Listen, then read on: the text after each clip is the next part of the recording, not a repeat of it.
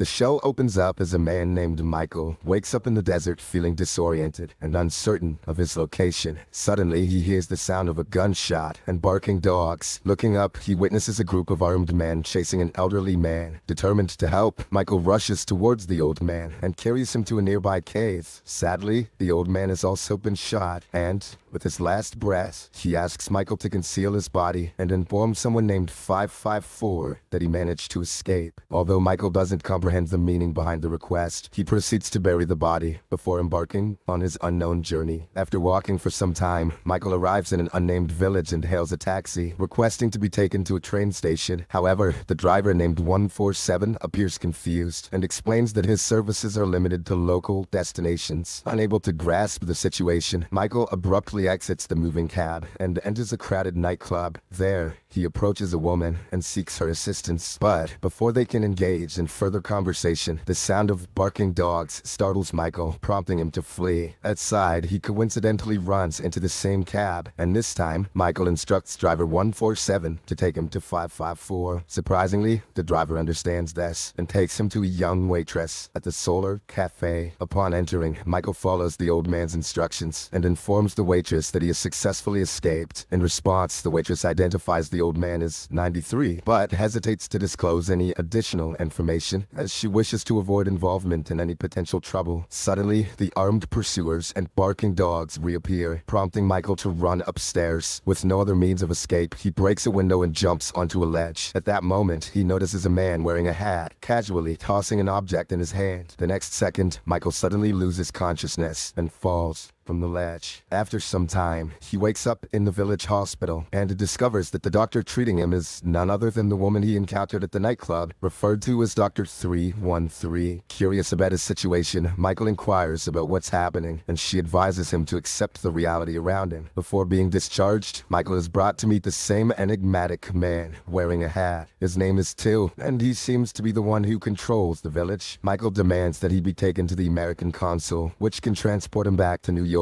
However, Till, who addresses Michael as Six, informs him that New York doesn't exist. Following this, Michael is driven to an apartment labeled number 6, which bears a striking resemblance to his apartment in New York. The next day, while wandering through the streets of the village, Michael notices two prominent towers in the distance. Driven by his determination to find an escape, he purchases a map from a local shopkeeper, steals a cab, and ventures out into the desert. He then climbs up to the highest point of a rock formation and searches for an escape route, but doesn't find any. Overwhelmed by fatigue, Michael collapses on the ground. After a while, 313 discovers him in the desert and takes him back to the village in her car. The following day, Michael visits the old man 93's apartment in search of clues. Inside, he discovers a drawing depicting Big Ben in London. Michael then seeks an explanation about the drawing from 554. Initially hesitant, 554 reveals to him about 93's dreams regarding another world. 93 believed that they were prisoners being held in the village. Furthermore, 554 asserts that there are others who also experience these dreams and proceeds to share her own drawing, a recurring vision featuring the Statue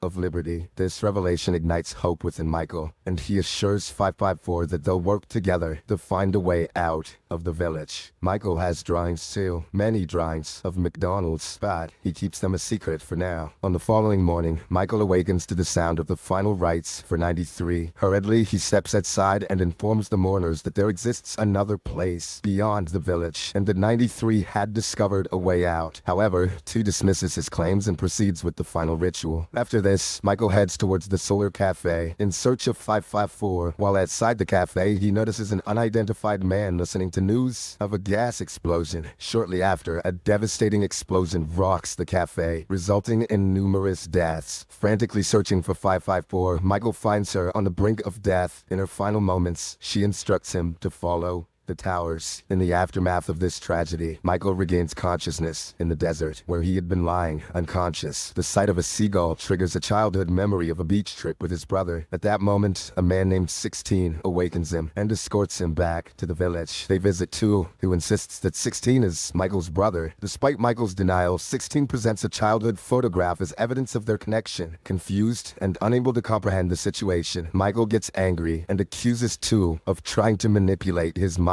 In the next scene, 16 takes Michael to his home, where his children joyfully welcome him. They call Michael Uncle Six, stealing Drake's nickname. spoiled. 16's wife then prepares Michael's favorite meal, and the family enjoys an episode of a soap opera called Wonkers, set in the village. Later, in a private conversation, 16 manages to persuade Michael to consider attending therapy sessions. Meanwhile, 2, in his mansion, tending to his bedridden wife, he administers 3 different colored tablets to her, but the nature of these medications remains unknown. 2 has a son named 1112 who frequently spies on his father in an attempt to uncover the purpose behind those medicines. Elsewhere, Michael attends a therapy session conducted by a psychiatrist named 70, along with his alter ego, Shadow 70. During the session, Michael opens up about the seagulls he saw in the desert, triggering memories of a childhood beach trip with his brother. However, the therapist fails to grasp the meaning of seagulls in the beach. Realizing that therapy won't be of any help, Michael abruptly stands up and leaves. Shortly after his departure, 2 visits the therapist to inquire about 6's progress. 70 reports that, as expected, 6 shows resistance to therapy and remains preoccupied with thoughts of escaping the village. Later that day, 16 takes Michael to work as a sightseeing bus driver. Michael is nervous as he hasn't driven a bus in his life, but his brother is pretty sure that he can handle it. Michael takes the wheel and provides a guided tour of the village to the passengers, while 16 offers commentary on the various sites. Eventually, Michael drives the bus towards the desert, where they stumble upon an anchor partially buried in the sand. Michael assumes it is from a ship, suggesting the presence of an ocean nearby. However, 16 dismisses it as a desert illusion and leads Michael to an abandoned train station, triggering memories of their childhood playtime there. They refer to the place as the edge of the world, which strikes a chord with Michael. At that moment, a passenger approaches them and shares her experience of hearing the sound of the ocean during her initial visit. The next day, Michael takes number 313 to the ruins and expresses a peculiar connection to the location. Trusting his instincts, he discovers an old box containing a childhood note he had written. 313 regards it as evidence of the village's reality, but Michael remains skeptical, considering that it might be a trick. Later that night, he has a vision of his time in New York City, where he encounters a woman named Lucy. In the vision, Lucy approaches him to borrow his phone, and as they chat, Michael invites her to his place. While exchanging personal information, Michael reveals that he used to work as an analyst for a company called Sumacore, but resigned after noticing unusual changes in people. Here, we learn that Sumacore is experimenting with their new creation, a simulation village where people who are suffering from problems can live a peaceful and happy life. Upon hearing this, Lucy discloses that she also works for Sumacore and informs him that the company still has control over him. On another sunny day in the village, the tour bus makes a stop at 2's mansion. Unexpectedly, both 2 and his son board the bus, making an announcement that a lucky family will be awarded a holiday trip to Escape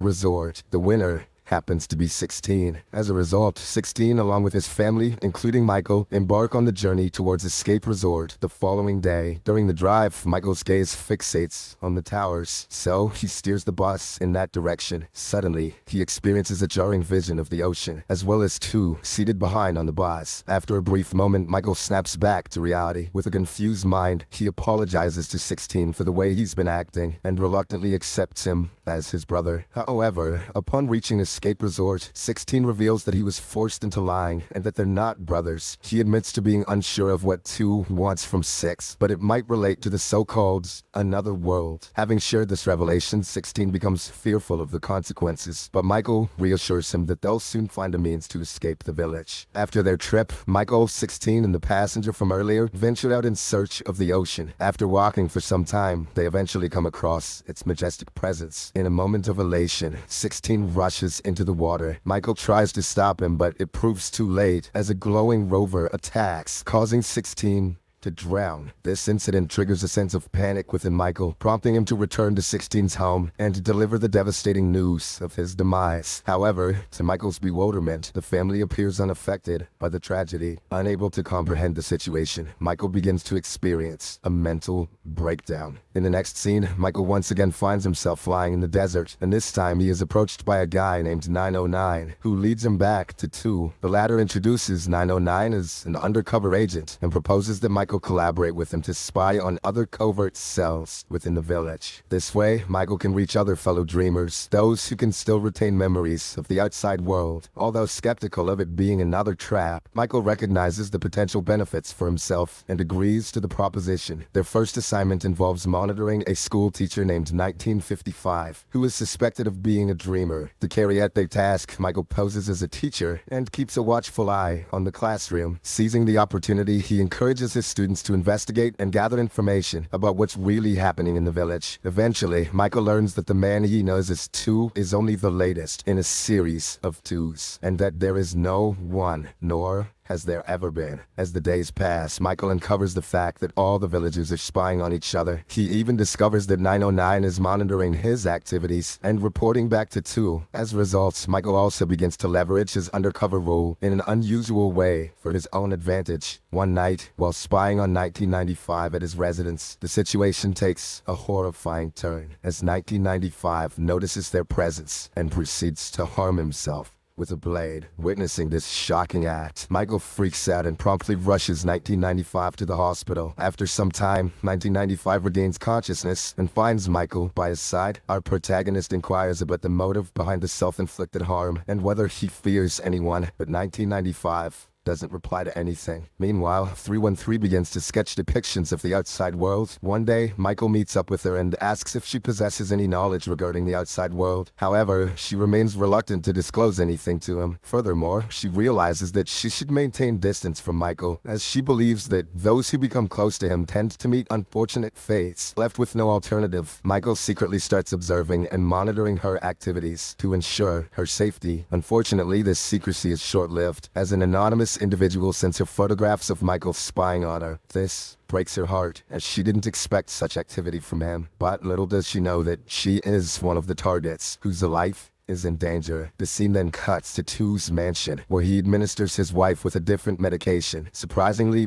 reviving her from her coma. The couple engages in a brief conversation about the duration of her coma and about their son. Not long after, 2 once again renders his wife unconscious with a spiked glass of wine. Later that night, their son, 1112, covertly enters a bar to rendezvous with 909. Here, it's revealed that 1112 is, in fact, homosexual, and the 2 of them are having a secret affair. Unbeknownst to them, Michael discreetly observes their encounter from a distance. The next day, 2 assigns Michael a new mission to monitor 909, as his recent behavior has raised suspicions and casts him as a potential suspect. Subsequently, Michael visits 909's place and discovers that 1112 is present there as well. He confronts them, questioning whether they were the ones who sent the spying pictures to 313. When the pair hesitates to answer, Michael resorts to blackmail, forcing them to keep 313 out of all of this, or else he'll expose their secret relationship. However, Michael remains oblivious to the fact that 313 is already held captive in a dark tunnel alongside other dreamers. Later, 1112, who fears being exposed, brutally kills 909 by stabbing him, and not the way he typically does. Shortly after learning of 313's abduction, Michael swiftly rushes to her aid, heading towards the tunnel where people are treated or engulfed by a radiant rover. Within the tunnel, he comes across a young girl named 1100, who assists him in locating 313. It's then revealed that 1100 is one of the students from the village school who had been spying on both 6 and 2. This is why she had also been locked up here. But luckily, the trio successfully navigates their way out of the tunnel. The scene then flashes back to the past, where Michael is conversing with Lucy. During their discussion, Lucy reveals that the people Michael observed undergoing unusual changes are the ones being transported to the village world. She further asserts that Michael himself is on the brink of experiencing the same fate. Offended by her words, Michael asks her to leave him alone. Before departing, Lucy writes her contact number on his table, urging him to reach out if he ever needs assistance. After some contemplation, Michael realizes that Lucy is the only person who can offer him help, prompting him to make a call. Surprisingly, her phone rings just outside his door. Upon checking, he discovers Lucy lying unconscious on the floor. He then helps her to get up and takes her back to his room. As she regains consciousness, the 2 end up getting sexy time for real. Back at the present, Michael awakens in his house only to discover a news announcement regarding his appointment with the Modern Love Bureau, where he will be matched with an ideal soulmate. Additionally, he finds an appointment card placed outside his door. Curious, Michael visits the bureau, where he is paired with a blind woman labeled labeled as 415, who exactly resembles Lucy. His soulmate is blind. Hard not to be offended by that. Following this arrangement, the new pair meet at a restaurant to get to know each other better. Michael knows that she is Lucy, but 415 has no recollection of life outside the village. Nevertheless, she appears to enjoy Michael's company in their first meeting. After conversing for a while, Michael invites her to his place, the same way as he had done in the past. At home, as they're about to share a kiss, Michael suddenly experiences a vision of their past intimacy, which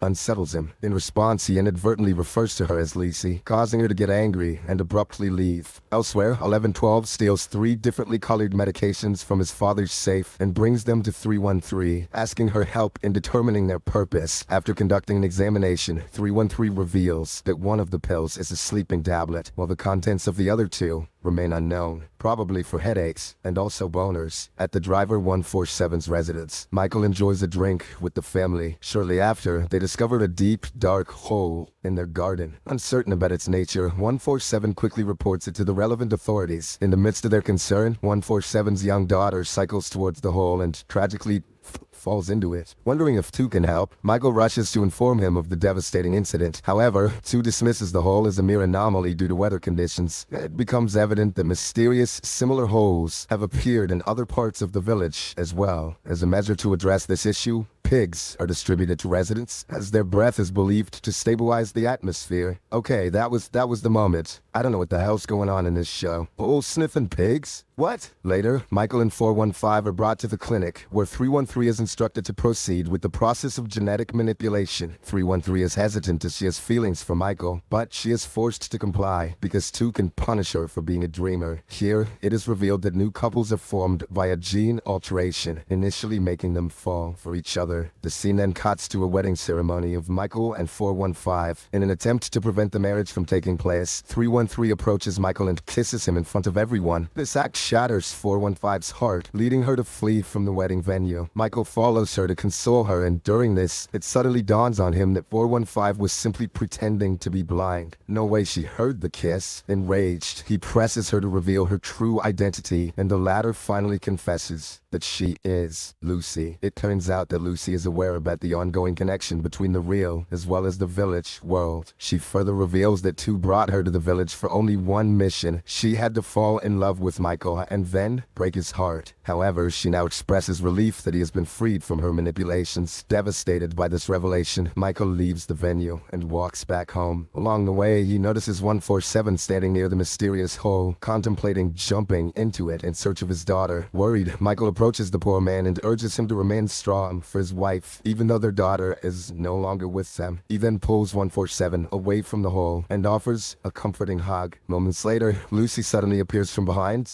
and plunges into the mysterious hole. Filled with grief, Michael screams at the gates of 2's residence, vowing to seek revenge for 415's death. Across the street, another man bearing a striking resemblance to Michael observes him closely. That night, 313 awakens from a nightmare, only to find 6 sitting on her bed. He questions her about why she kissed him at the church, and she confesses that she couldn't resist the impulse. 6 then proceeds to kiss her, but she is overwhelmed by more visions, causing her to abruptly stop. The very next day, Michael visits 313 at the clinic and expresses his sorrow over the loss of 415. This puzzles 313 as she wonders why he didn't seem concerned about 415 the previous night. Confused, Michael denies having been at 313's place the night before. He then approaches 147, but the latter also walks away from him, stating he doesn't want to fight him again. Confused and worried, Michael returns home, only to find his place in disarray. These events intensify his stress as he struggles to comprehend the unfolding situation. Later on, Michael attempts to speak with 147, but at the same time he notices his doppelganger and gives chase. 6 successfully apprehends the duplicate within a building, where they engage in a brawl. Here, we learn that the duplicate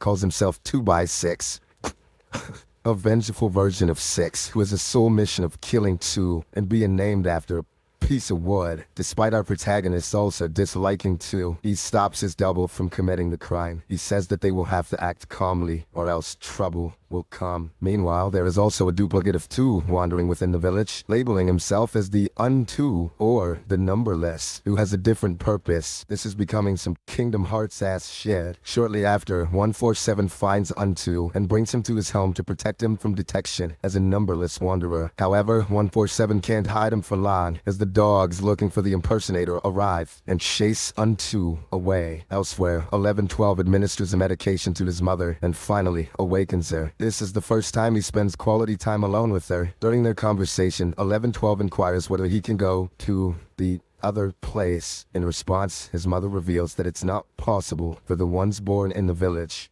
to leave. Although initially saddened by this revelation, 1112 somehow manages to calm himself down, realizing there is no solution. He then gently puts his mother back to sleep. Meanwhile, 313 continues to be plagued by unsettling visions. Overwhelmed, she flees her apartment and eventually finds herself in the heart of the desert. There, she discovers a glass door adorned with the Sumacore logo. Intrigued, she enters and is astounded to discover that it serves as a portal to another world. In the real world, Michael goes back to the Sumacore building and makes his way to a specific floor. Upon entering, he gazes through a window and is stunned to spot Six in the village. Desperate to grab Six's attention, he pounds on the window, but his efforts prove futile. It turns out that the Sumacore building is none other than the tower that is seen from the village. Just then, an approaching woman informs him that his car is ready to take him to his appointment with Mr. Curtis. The village is experiencing an expansion as an increasing number of newcomers arrive. Unlike Six, these newcomers believe they are coming from the village rather than from another world. Meanwhile, Six experiences intensifying pain within his body and discovers that he is slowly dying. He currently finds himself at the cemetery where he meets 1112, placing flowers in the grave of 909. Six proposes that they work together to escape the village. However, the young boy expresses no desire to leave the village. In the real world, Michael is escorted to Mr. Curtis's car, where we recognize the driver as 147 from the village. Upon arriving at their destination, Michael meets Mr. Curtis and his wife Helen, who are none other than Two and his wife from the village. It's all coming together now.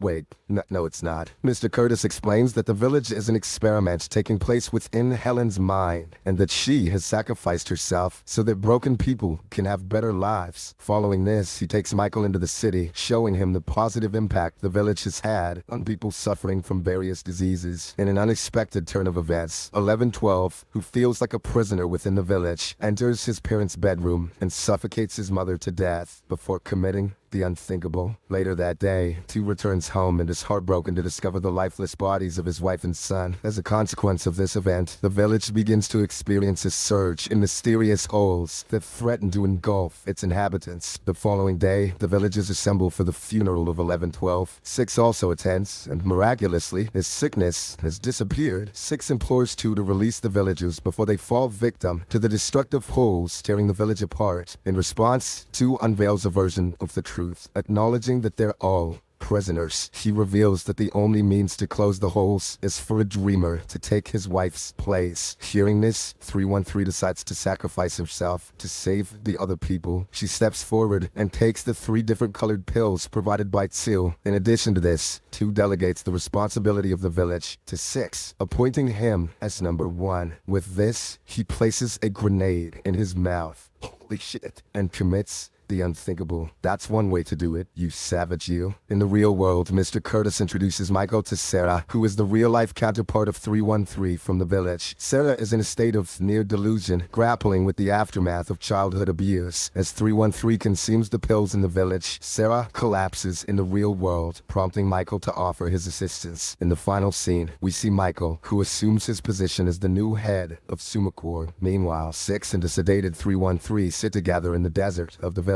Six vows to transform the village into a place of goodness and promise, while 313 sheds a drop of tear from her eyes.